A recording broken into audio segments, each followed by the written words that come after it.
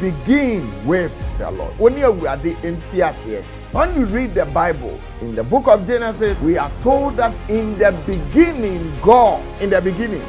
So never begin without God. If in the beginning there was God, in fact, He was there before the beginning, but the scriptures that have become our guiding principle begins by saying, in the beginning, God created. So God must be part of every activity of your life. Remember, the program is a walk with the Lord. So He says, in the beginning, God. Now you need to be conscious of the fact that whatever I am doing, every plan ahead of me, every move I make, every thought of mine, God must be part of it.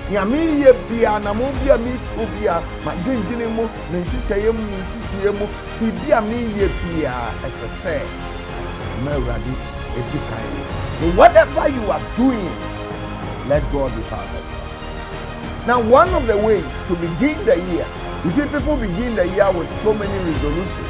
They sit down, they write, they sit down, they plan, they decide that this year I'm going to do this, do that. They have so many resolutions, and at the end of the year, they sit back and they realize that they've not been able to achieve even a third or a quarter of that resolution. This is simply because you did not involve God. God was not part of the initial planning.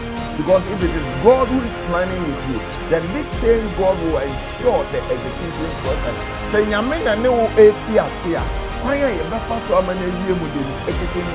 I will stand at my word. The problem with most of us is that we are not able to go to God alone. Spend a time alone with God.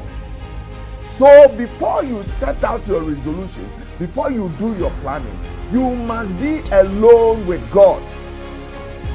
The question is, have you taken the pain to be alone with God as you are beginning the year? Have you taken the pain and the trouble to be alone with God? The prophet did not say we will gather at the church auditorium, we will gather at the prayer meeting and stand at the watch to see what God will say. He says, I. So vision is received on a singular basis.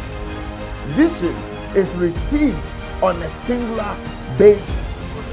Most of the time, all the prophetic moves, all the charismatic moves, all the movement that we have seen in our generation and even the generations before us, most of the moves began with a singular vision from one person.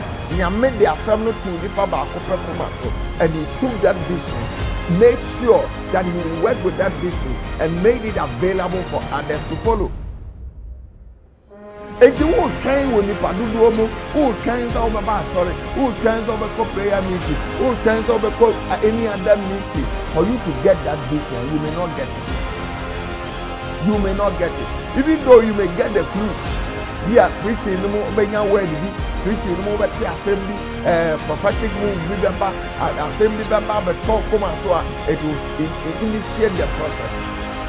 But for you to get the proper word, the unadulterated word, that direct voice of God, you need to be alone with God. So the prophet said, I will stand at my watch and station myself on the rampart.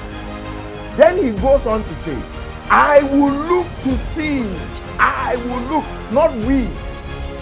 I will look.